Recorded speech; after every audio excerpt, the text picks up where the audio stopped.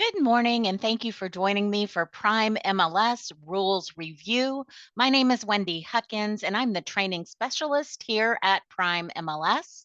All of our webinars are conducted in a listen only mode. That means everyone is muted. However, we still encourage your questions. So go ahead and find that chat box, open it up. You'll find that chat box in your Zoom menu options.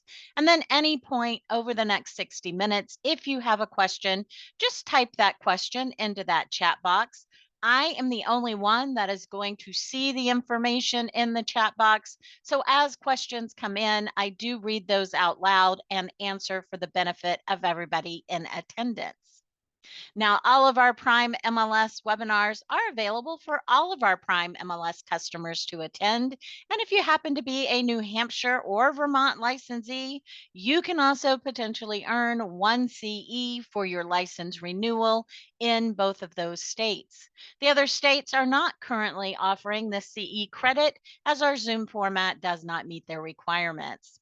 So, as a New Hampshire or Vermont licensee, just make sure you are logged in to your own device.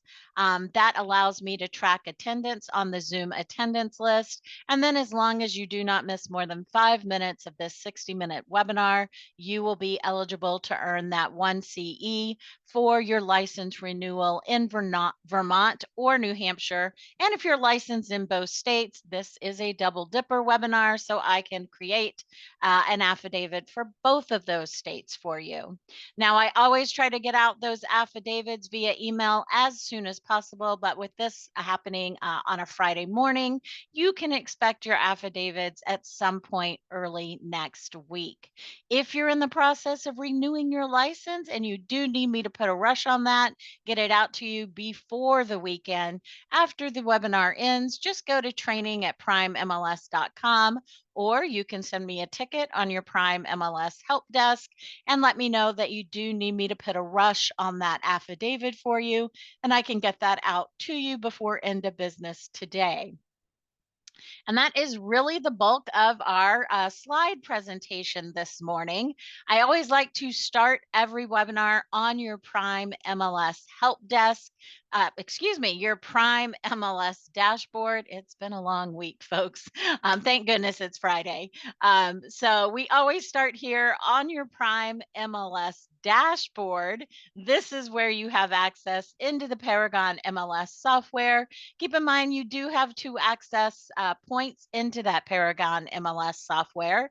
Paragon Professional, which is the older view of that Paragon MLS database.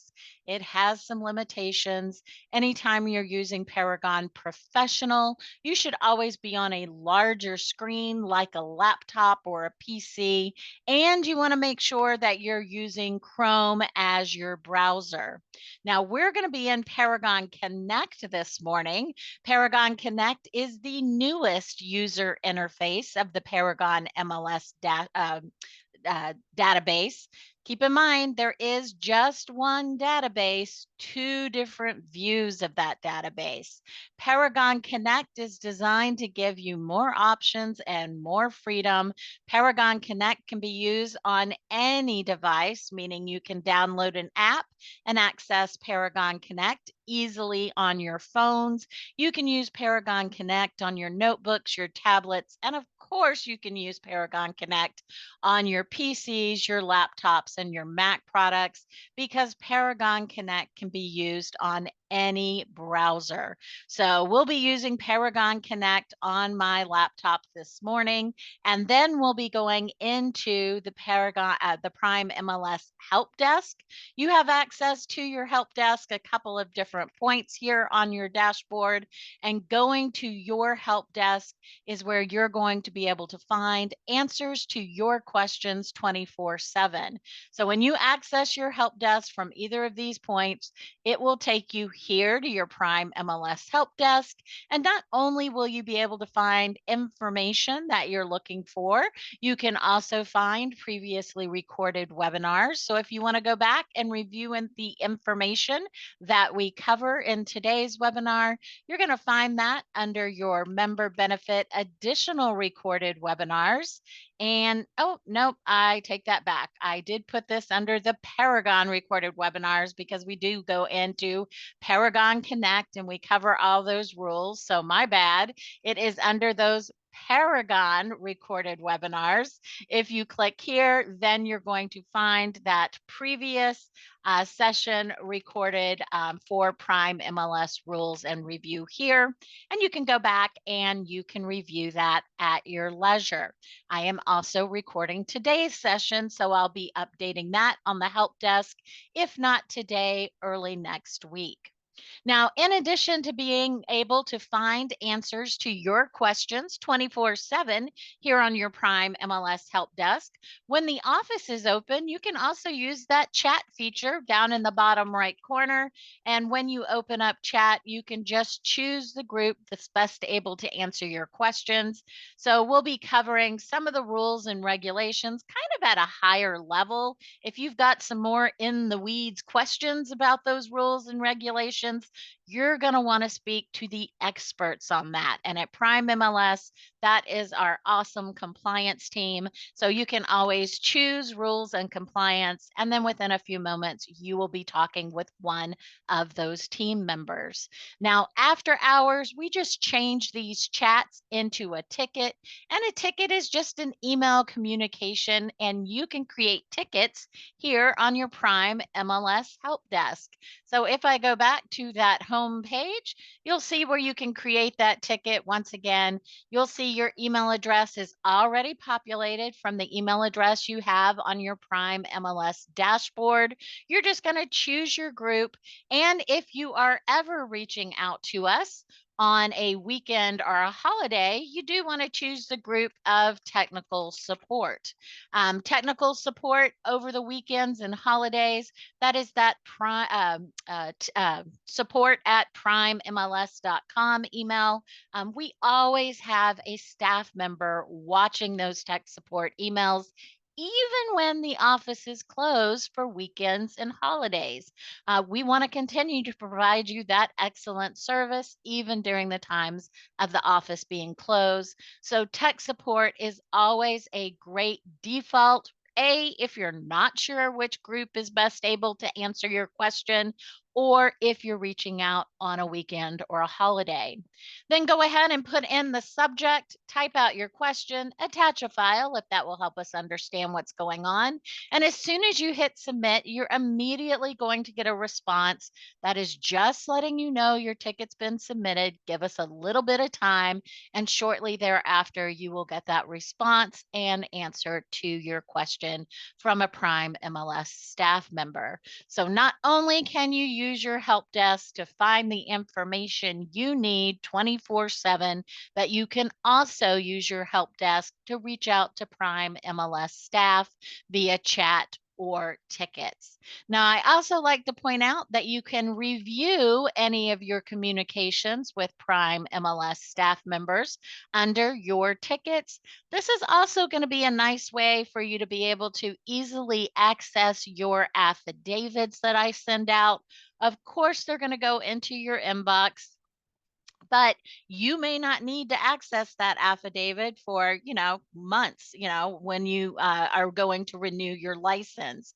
So sometimes they get a little lost in that inbox, right? Well, you're always able to come back here to your Prime MLS help desk, go into your tickets, and you're going to be able to find those affidavits that I've emailed out. Just make sure you change this drop down from open or pending. Those are your ongoing communications with Prime MLS, and just change to all tickets, and that's going to show all those communications. This can also be helpful if you ask us a question maybe a week or a month ago and you just needed to review that answer. You're going to easily be able to find that here under your tickets. Just make sure you change that drop down. So I'm going to put that back, and we're going to go back to our home page here, and we will be coming back to our Prime MLS help desk to review some of the information we're going to cover in Paragon Connect. Now, remember, you have access to Paragon Connect back on your Prime MLS dashboard. This is also where you'll be able to find our phone numbers and office hours, in addition to being being able to reach out to us via chat and tickets on your help desk, you're always welcome to pick up the phone and give us a call. We're always happy to answer your questions. And you can find those office hours and phone numbers here on your Prime MLS dashboard. This is where you also have access into Paragon Connect. So when you click on that Paragon Connect access, it's going to open you up to your Paragon Connect homepage or dashboard. I kind of use those two terms interchangeably. And my Paragon Connect homepage may look different than yours because I've customized mine. You have two different customize options in the top right corner. You can change the different widgets that are showing here on your Paragon Connect homepage. You can add, remove, and rearrange. And then if you want to change the colors that you see in Paragon Connect and maybe change this banner here, you can do that behind your top left corner hamburger menu. When you open up your hamburger menu, this is going to show you all your different main headings here in Paragon Connect, including your settings where you can go into your system settings and change that banner photo and also the colors associated with your Paragon Connect account. Now we're going to stay on our Paragon Connect dashboard because it is designed to give us access into those features you're probably using most often. So if I scroll down just a little bit, I have this whole section that talks about my inventory. Lots of zeros there. I'm no longer an active real estate agent, so I don't have any active listings, but I do have some unpublished listings. That would be the same as my partial listings in Paragon Professional. And I can access those unpublished listings easily right here from my Paragon Connect homepage.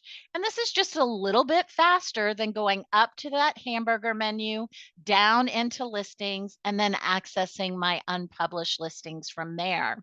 So when I click on my two unpublished listings, I can see that I have this property here in Milford at 4 Riverlea Road. I always like to show you this example because it's got kind of a complicated address, and making sure you're putting in the address of your listings in the 3 address fields correctly is one of those rules we want to cover this morning. So when I go into this listing, I can go down to the location section and you can see that there are 3 fields for your address.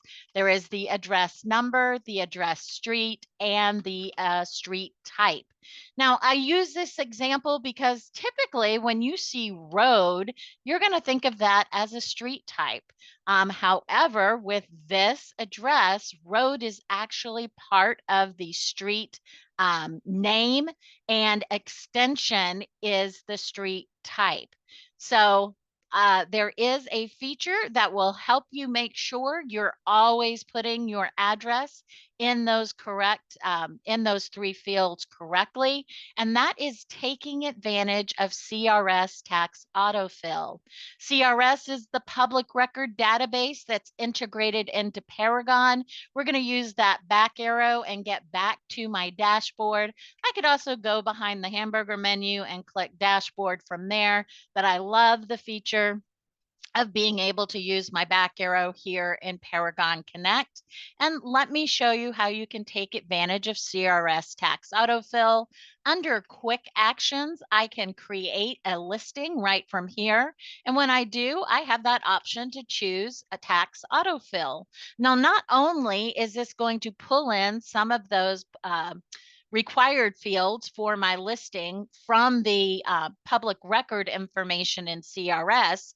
But when I make my listing live, it's also going to sync my listing in CRS and make Paragon information available there. So a double benefit of taking advantage of tax autofill. So I'm going to go ahead and select that. Anytime I'm using CRS, of course, I'm going to start with the state and then always input input the county. CRS is very county specific, and I'm going to look for a property in Hillsborough County. And this is another one of those addresses that's just a little bit more complicated. So I'm looking for a property that's on Route 101, and that is going to be, I'm going to narrow down all my options by also putting in the street number. Anytime you're using CRS tax autofill, the maximum amount of properties that you'll be able to choose from is 30.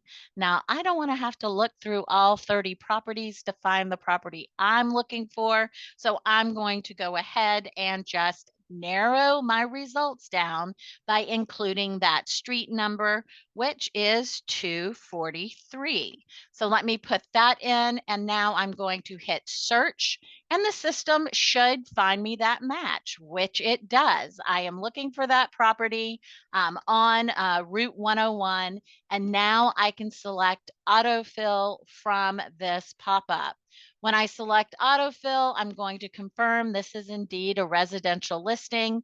And after I hit create, it's going to take me right into my listing input fields. It's going to pull in any public record information from CRS that can be autofilled into my listing, and that includes those location fields. So when I open up location, you can see some of those required fields are now done for me. Anytime I can let the system do some work for me, I always like to take advantage of that. And as we scroll down, the information for the address is also correctly input into the correct fields. We have that address number, we have that street name, and then we have street type, and it's been left blank. And that's because in this example, there is no street type. Now, when there is no street type, you still have to put a placeholder in this field, and that placeholder is none. So when I click on the field and I start typing, I'm going to be able to select none from here. I also could go behind all the options that are available for street type, and there are a lot of them. And as I scroll down, hopefully when I get down to those ends, I would see none, and I would be able to say, oh yeah, that's right. Wendy said anytime there's not a street type, none is going to be my placeholder. You can select it from here, hit apply, and once again, it will apply in that field. Now, of course, your address is not going to show as 243 Route 101 none. That none is simply a placeholder for this required field when there is no street type in your address. So take advantage of CRS tax autofill because it is going to help you with your addresses. Now, we're going to talk about some other fields here during on our listing input that may also cause some issues. And those issues are compliance related. As I go up into my status container, notice we have this field for comp only. Now, this defaults to no, but if you want to put in a comp only listing, and a comp only listing is a property that has closed outside of the MLS. Maybe you helped a buyer buy a for sale by owner, or maybe you helped a for sale by owner find their right buyer, but that property was never in the MLS. We allow you to add that property into the MLS after it closes, but within 7 days of that closing. And that means you're going to come in, you're going to select comp only to yes. And the status of comp only listings are always closed because it doesn't go into the system until the time it has closed, but within 7 days of those closings. Now, this is a benefit not only for you, but for your fellow agents as well, because you're going to be able to get the credit for that sale that happened outside of the MLS by inputting that comp only listing. And your fellow agents are now going to have access to that property information in the Paragon MLS software that closed outside of the system. I'll show you on your Prime MLS help desk where you're going to be able to find all the information about putting in those comp only listings. It's something you may only do once every few years or so. So you might need to refer to those instructions, and we have them all for you on your Prime MLS help desk. The next field we want to talk about here, we're going to just collapse our status section and we're going to go to listing information. We're going to open up that section and we're going to talk about this field, marketed in other property type. If you're not taking advantage of this ability to market a property in more than one class or type as a listing agent, you're missing out on the opportunity to fully expose that property to all the potential buyers, for your sellers, and also to promote yourself as that listing agent. I always think of a detached condo when I think about taking advantage of marketing a property in a second class or type.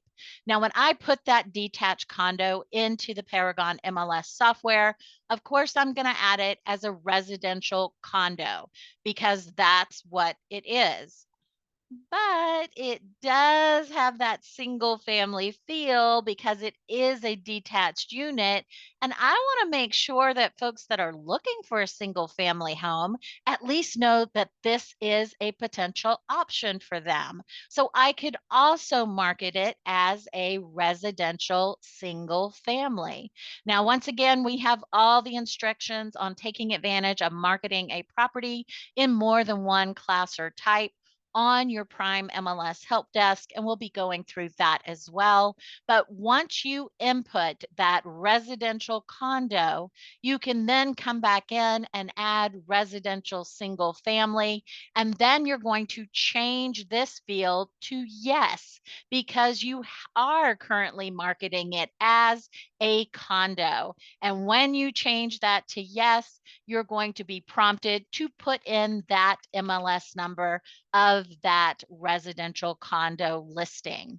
Like I said, there's some more instructions and we'll go into more details with that when we go into your Prime MLS help desk. But this is helping you understand how to use these fields and what these fields mean if you're not familiar with them. Now we're going to actually bump back up to our status container because we have a new status as of earlier this month. And that status is the coming soon status. You want to use coming soon status when you input your inventory that can't be shown within the first 10 days of listing input. That means you're going to choose coming soon so that that property can be in the MLS. And when you choose that coming soon status, you're going to need to put that activation date in that now required field. This date can be any date within the next 10 days. If you try to put a date that's outside of those 10 days, when you go to save this property as an active listing, you're going to get a pop-up that says, you need to adjust that date. Coming soon can only be used for properties that can be shown within 10 days of listing input. We're going to talk more about some details around coming soon when we get to your help desk, so you'll be able to see all that information there. The next thing we want to do is talk about some additional fields here on your listing input section. And we're going to jump down. Let's go ahead and close up this container, close up our listing information and our location container. Now we're able to see all those different containers which hold different fields for listing input. And I want to go down and we're going to be talking about virtual tours and your remarks and disclosure section. Now, we want to definitely talk about virtual tours because you'll notice that you have two fields where you can have branded virtual tours.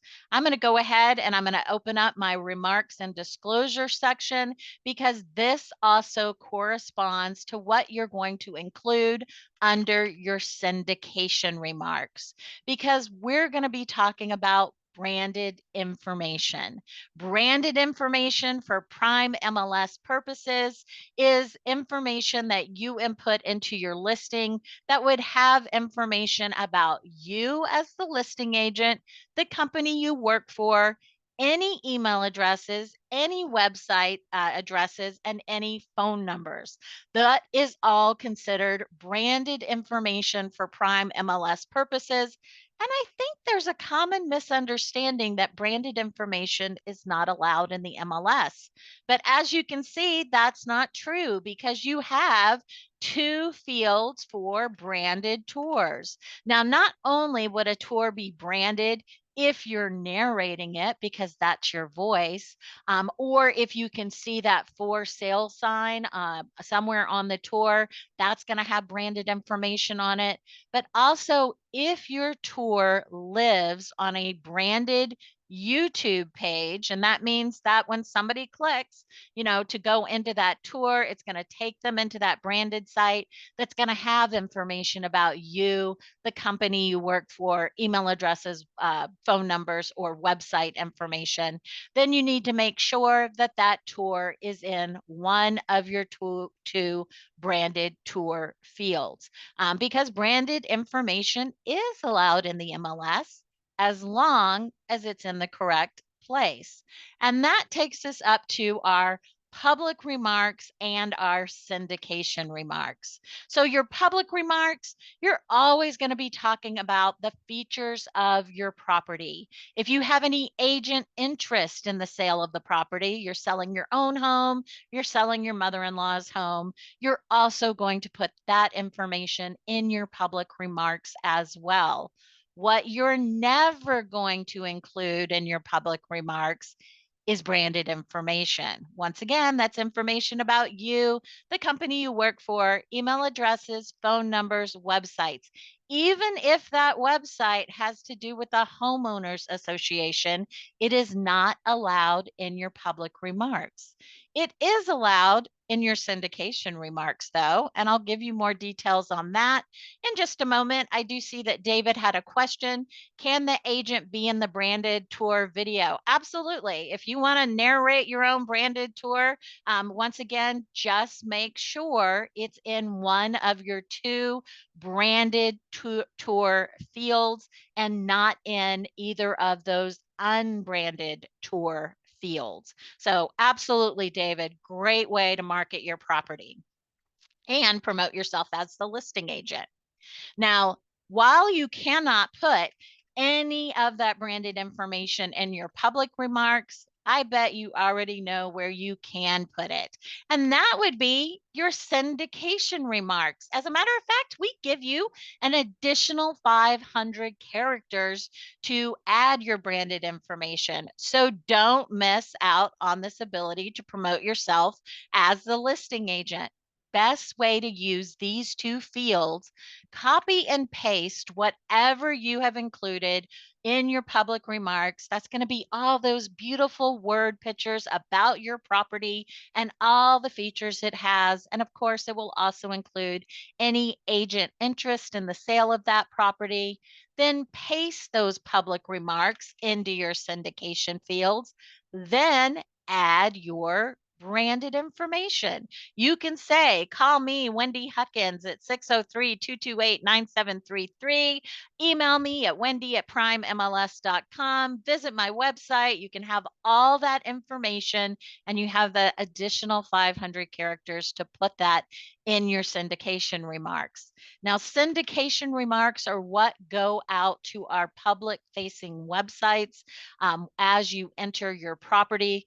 Every listing is going to go out either to primemls.com or commercial.primemls.com, depending on its listing type. Because that information is going to show there, you want to make sure you're promoting yourself as the listing agent, because if any members of the public come to our public facing website and request more information on that property, we're going to send that lead at no cost to you, to the listing agent or the broker of the office of the listing agent. So you want to make sure that your information is there. Now, public remarks are always going to show in the MLS. They're what are going to go out on any of those reports that are emailed from Paragon Professional or Paragon Connect. And public remarks also show in the collaboration center, because we don't want to have any branded information when folks are sharing information out of Paragon Professional or Paragon Connect or in the collaboration center. But we do request that any of those third-party syndication sites that you are sending your listing to, they use those syndication remarks. And of course, they're going to show on our public-facing websites. Suzanne is asking, does this activity input also apply if listing a property for rent? Yes, in terms of branded information, absolutely. This is system wide, Suzanne. Just keep in mind that if you are doing rentals, make sure you're taking advantage of Rent Spree. That's one of your Prime MLS tools and benefits, and you can find more information on Rent Spree on your Prime MLS help desk, because that is going to make finding that perfect candidate for your rental owner so much easier. So don't miss out on taking advantage of Rent Spree with your rental inventory. All right, now we have covered that section here. We want to go down to the section that talks about owner information and showing information. And we want to talk about this input of owner's name field. If on your listing agreement, you have permission to either include the owner's name or exclude the owner's name, you're going to make that determination here. But keep in mind, if you are excluding the owner's name, any of those documents that you're uploading have to also not include the owner's name. So that could be simply the task of redacting that with a black Sharpie marker before you upload it into the system. But you can't say here that you're excluding the name and then add documents that have the owner's name on it. So you want to be consistent throughout that listing input, not only in the fields required for inputting your listing into the system, but also any of those documents you choose to upload with your listing. And you also want to make sure you do not say things like name on deed or see seller statement for owner's name. You're either going to have the owner's name here or you're not going to include it anywhere in the system.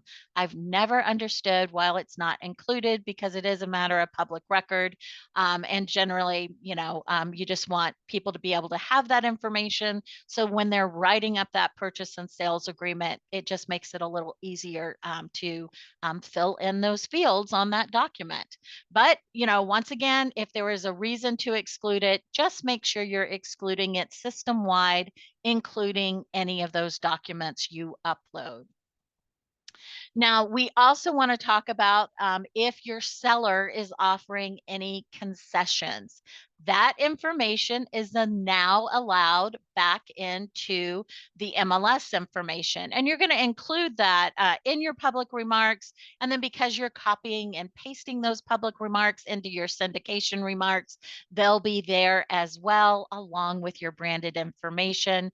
Now, there is a little bit of a rule around concessions. Now, remember, concessions are seller to buyer. We're not talking about compensation. Compensation absolutely cannot be anywhere in the MLS, also included any of those documents. So don't have your seller write on the seller statement that they're willing to offer X amount for, buyer agent, because that would be in violation of the rules and regulations. So make sure none of that information is in the system about commission. You do want to include concessions, once again, from your seller to the buyer. And if in your public remarks you say something along the lines, seller willing to offer concessions to buyer, that is allowed. What's not allowed is saying seller offering $5,000 in concessions. If you're going to put a percentage or a dollar amount for concessions, you need to say what it's for. So you would need to kind of finish out that sentence. Seller offering $5,000 buyer concessions for a roof repair or buyer closing cost. So anytime a dollar or a percentage amount is included with the concessions, you need to have what it is for. Suzanne is asking another question. Does the system catch if you miss taking the owner's name off? Yeah, there is something that runs in the background. So sometimes that catches there, but your fellow agents are also pretty good at reaching out to our compliance team to have them look at documents that may have information that is not allowed.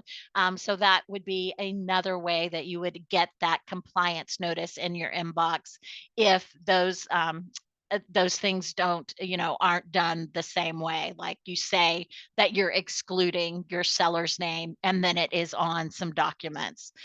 So once again, just you try to be vigilant with that as you're adding that information. Of course, if you see it in the system on somebody else's listing, you can always let our compliance team know, and they're happy just to reach out to that other agent. Once again, just to get the information correct and consistent within the system. Really, that is our foremost goal here at Prime MLS. We're not really in the business of wanting to fine agents for issues. We're in the business to make sure that the information in the system is correct and accurate, not only for you and your fellow agents, but remember, as you're putting this information in, it's going to our public facing websites, it's going out to other syndication sites. So it needs to be accurate for the public as well. And we'll be talking about Prime MLS Cares. And that's where we really put our money where our mouth is when we say we're not in the business of wanting to fine you. We just want the information to be correct. So I'll tell you more about that right at the end of our webinar today. From here, we want to go into, let's see, we've talked about that. I think from here, we want to actually go into your PrimeMLS Helpdesk, and I'm going to show you where you're going to be able to find all of this information so you can stay in compliance when you're entering your inventory in the system, and you can keep your inbox free of any compliance notifications. So we're going to go out of Paragon Connect and go right back to our PrimeMLS Helpdesk. And from here, the tile we're going to focus on is your PrimeMLS Rules and Policy tile. So when I open that up, I do like to point out that if you want to go through that whole rules documents, you have that access right here. But we have tried to break out the most common questions so that you don't have to go through that full document here. We're going to start on field definition, frequently asked questions, and that is going to correspond with some of those fields we looked at the very top of our listing input fields, like comp only, coming soon, and marketing a property in more than one class. So if I want more details on a comp only listing and how to input that information correctly so that I stay free of those compliance notices, I'm going to find all of that information here, including that the listing doesn't go in until closing, but within 7 days of that closing. Also important to note that the MLS list date, expiration date, and close date are all going to be that closing date. That's going to keep days on market 0, and that is what comp only listings should always have for days on market. You're also going to put in all the information, all the required fields for any listing that goes in, and that includes a photo.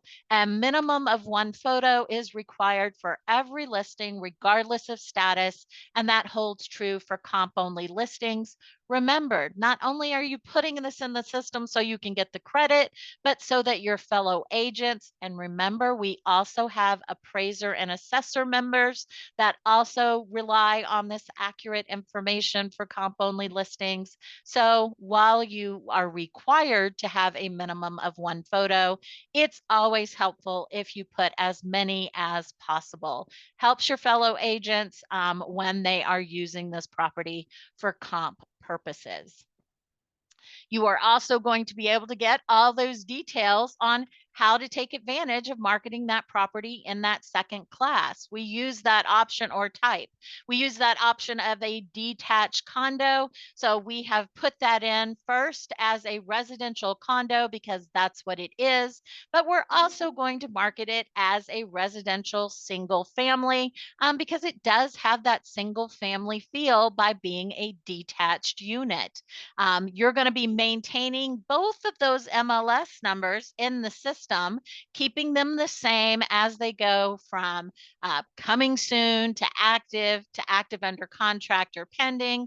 We're going to be talking about the differences of those two statuses in just a moment. And then when it's time to close out the property, you're only going to close out the most appropriate MLS number. That would be that residential condo MLS number, and you're going to send the residential single family MLS number over to our compliance team so it can be deleted, ultimately keeping the system accurate and free of redundancies. So you've got all that information here, along with that reminder that you always want to make sure you close out the most appropriate MLS number. And then you've got that additional information on that new coming soon status. So this does let you know that while our compliance and fine procedure usually starts with a courtesy notice and then advances to a second courtesy notice, only getting to a fine producing situation on that third option. But it coming soon and anything with clear cooperation policy, infractions, those are beyond that normal system. And we have that information right here, letting you know the first offense for violating coming soon. And typically that means you have allowed a showing on that property in a coming soon status, which is not allowed, is going to be an immediate $250 fine. So not only can you find the information on how to use coming soon, but we also give you a little heads up here that this is something you don't want to violate because there is no kind of like three strikes, you're out thing. The first offense of violating coming soon and its rules and regulations is an immediate fine. I'm going to also show you where you have some more information on coming soon, and that would be with your statuses. And I can go right under related articles to listing statuses, frequently asked questions, right from the document that I'm on. And now I've got that additional information on coming soon. So it lets you know that when you have a property in a coming soon status, you're not going to be doing any showings on that property until the activation date. And on that activation date that you put in the system, it will immediately update that status to active.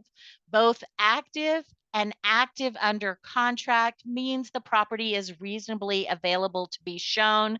The property cannot be shown in a coming soon status. But days on market do not accrue in a coming soon status. And you can take a sight unseen offer on a coming soon status, but they wouldn't be able to see the property until either you manually update that date for activation or the system automatically does that for you. This also lets you know that in a coming soon status, that property can be included in IDX, VAL feeds, and other syndication feeds based on what you put in your data authorization fields on your listing input template. So all the information you need for coming soon is available for you, not only under your statuses, but you're also going to find some additional information under your field definitions for coming soon. Now, let's talk a little bit about what is the difference between active under contract and pending. Because I mentioned any property in an active or active under contract status needs to be reasonably available to be shown. So that means once you have that purchase and sales agreement signed by all parties, knowing whether to put that property in active under contract or pending, well, that is completely up to your seller's desires. Is that seller wanting to keep marketing and showing that property? Then active under contract is the correct status. If your seller is more like, thank God we got an offer on this property. I am so glad that I don't have to get the kids or the dogs out to accommodate showings, then pending is the correct status. Because in a pending status, there is no requirement for that property to be shown. Now, there's also a couple of more statuses that we want to talk about that are sometimes commonly misunderstood. And that's what's the difference between terminated and withdrawn. Terminated means your listing agreement is no longer enforceable. It has ended prior to that expiration date that is on that contract. So it's terminated. And if that happens, you're going to terminate that listing in the system. Withdrawn, however, means there is still an active listing agreement, but for whatever reason, and there can be hundreds of them, the property cannot be shown. So there is no showing requirement in a withdrawn status. And one way that you might want to take advantage of this is maybe you've had a property that's in the system. All the feedback has been nice property, the floors need to be refinished, and your seller finally says, all right, I'll refinish those floors.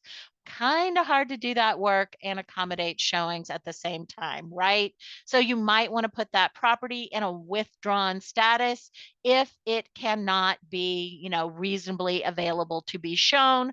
Once the work is done, you can always put it back to that active status. Or if there's a day that a showing can happen and a contract comes from that, instead of putting it back to active, you'll either put it to active under contract or pending, depending on your seller's desires to keep that property reasonably available to be shown, active under contract, or not, pending. So you've got a reminder on what all those statuses mean. And it is really important to understand the difference between terminated and withdrawn, because you do have the ability to put a property back into the system as new with a new MLS number and 0 days on the market, as long as it's been in a terminated or expired status for a minimum of 30 days. What sometimes happens is a agent puts a property in a withdrawn status. They wait 30 days. You know what happens? They get a compliance notification. That would be a courtesy notice saying, you've added this property new into the system. And they come back and they say, why am I getting this? I waited those 30 days. The problem is they started with the wrong status.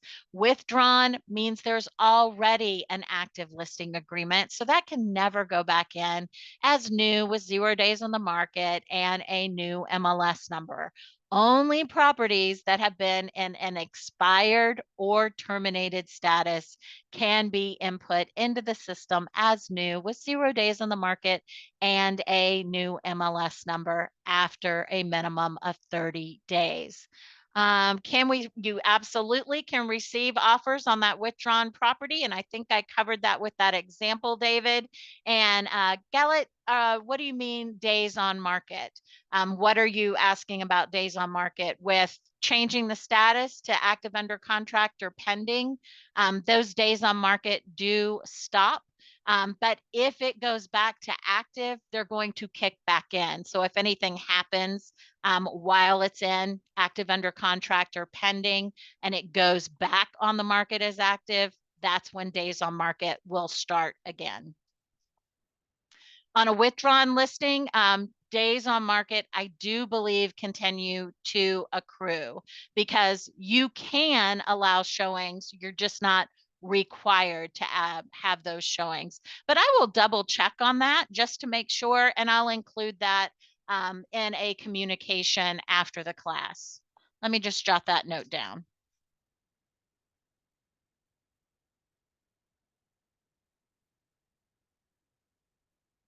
And actually, I'm thinking now I might need to reverse myself. Days on market with withdrawn may not accrue while it's in that status and may only start back up again. But let me just double check. I will email everybody so that we have the answer to that question. I think it's one of those answers I knew at one time and now I'm second guessing myself. So we're going to continue with our help desk information, and I am going to show you where you can also find some very helpful information. And that's in another section here that I can jump to. And that's with remarks, virtual tours, photos, and attachments. So I can go through this information. This is where you're going to find just that gentle reminder about where public remarks show, what can be in your public remarks, and then how those syndication remarks can include that branded information. It also lets you know that you want to make sure you are only using photographs that you took. If you didn't take the photograph, if you didn't pay for someone else to take the photograph, don't use it because you can only use, that information that belongs to you. If you're using somebody else's photos, you want to make sure that you have that written permission. And if you find that your photos are being used without your permission, you can always reach out to the compliance team and they're happy to work with the other agency to get that rectified. Another option for you is remember, agent to agent communication is always a great way to start. And if necessary, brokers of offices can talk to get that information corrected. But of course, anytime you need assistance, our compliance team is always happy to get involved as well. But sometimes things can be resolved without even involving Prime MLS in the issue. So don't forget about communicating with your fellow agents or requesting that your broker reach out to that other agent's broker and see if that can be resolved that way. Let's see. We have talked about, just to mention, since we're talking about photos and making sure you only use your own photos, keep in mind that when you are the listing agent, you can market your listings anywhere that you want to, but you cannot market other people's property, like other agents' property, without their written permission. So feel free to market your listings on Facebook, but unless you have permission, you can't market anybody else's listing on those social media sites. So it's easier just to kind of only promote your own listings. Now, if you have that permission, certainly, and you have a link to that property, as long as that link goes back to an authorized IDX site, certainly you can do that. But just keep in mind on Facebook, you could never have a link from Prime MLS on a Facebook site that is going to be promoting everybody else's listings because that would be outside of our rules and regulations because you can only promote your own listings on those social media sites like Facebook and Instagram.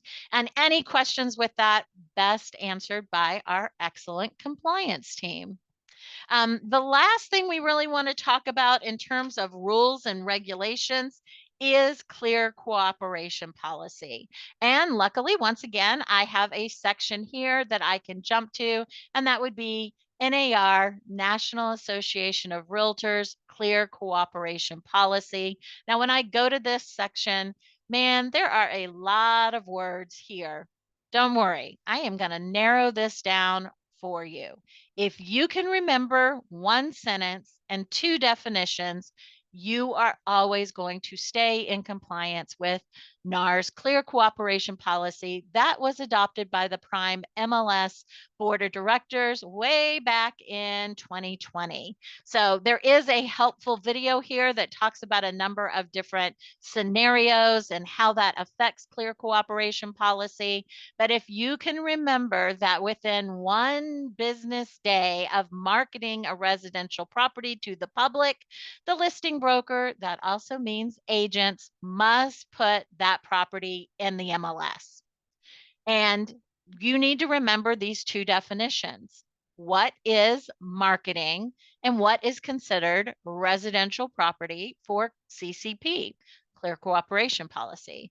Well, we have what marketing is in the very next sentence. So that is going to include, but is not going to be limited to, flyers displayed in windows, yard signs, digital marketing on public facing websites, brokerage website displays. That's both those IDX and those VAL sites. IDX does not require a sign in and password, whereas those virtual office websites do require a sign in with a password. Digital communication marketing, think email there, and multi brokerage listing networks, plus drum roll, all applications available to the general public. So if you start public marketing a property, that is more than just saying it's available on Facebook or putting that for sale sign in the yard, as long as you put that property in the MLS within one business day. And yes, if you use that coming soon status, that is putting it in the MLS within that one business day, you are staying in compliance with Clear Cooperation Policy. Now, this is just limited to residential properties. And of course, we have exactly what residential properties are in note number 2. And that would be single family, multifamily units up to 4 units, condos, timeshares, and mobile homes.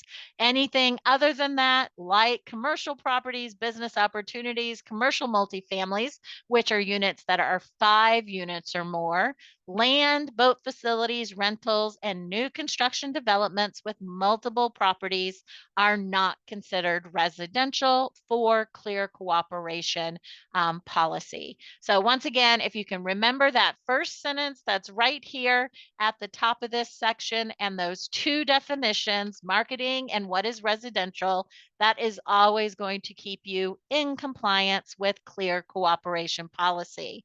Now, this is also one of the exceptions to the rules about getting those courtesy notices with compliance violations. This one also has a $250 fine on that first offense. But remember, that is because staying in compliance with Clear Cooperation Policy and accurately using coming soon, not allowing any showings on that property, it's important not only for you, but for your fellow agents that everybody is following those same rules. So those non-compliance fines kick in accordingly.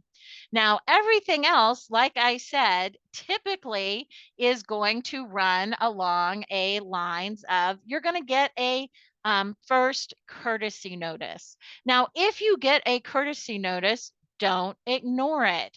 Just reply to that email if you're not unsure. If you're unsure of how to get that property into compliance, and our compliance team is going to be happy to help you with that. If you ignore that first courtesy notice, you're going to get a second courtesy notice. And then if you ignore that one, that's when those fines could start kicking in. So anytime you get that courtesy notice from our compliance staff, know that we're simply trying to get the information correct in the system. We do not want it to progress to a fine producing issue. And like I said, we do put our money where our mouth is with this. And to show you that, I'm going to jump back on our Prime MLS dashboard and let you know that a huge percentage of any of the fines that Prime MLS collects goes directly to Prime MLS Cares.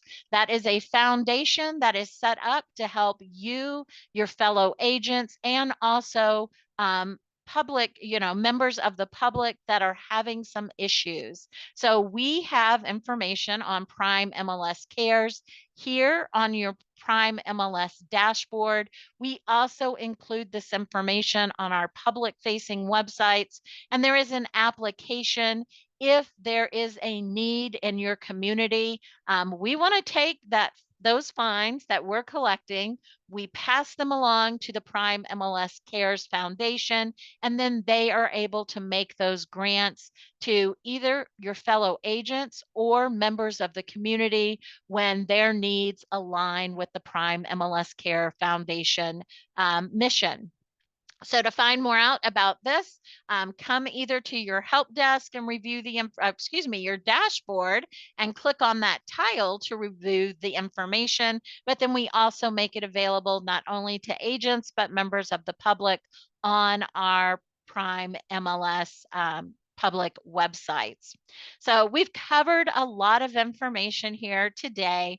You can see that you're able to review the information on your Prime MLS help desk. But of course, if you ever have questions, don't hesitate to reach out to our compliance team. You can reach out to them Monday through Friday, 9 to 5. And then, of course, also on your Prime MLS help desk, you're able to reach out to them via chat or from your homepage. You can always create a ticket and then just select rules and compliance for that ticket to go to. If there's any additional questions, I'm happy to stick around and answer those. Otherwise, thank you so much for joining me this morning. I hope you have a great rest of your Friday and a terrific weekend. And I look forward to seeing you in future training events. I will be getting out those affidavits early next week to all who have been in the full webinar without missing 5 minutes. Thank you so much.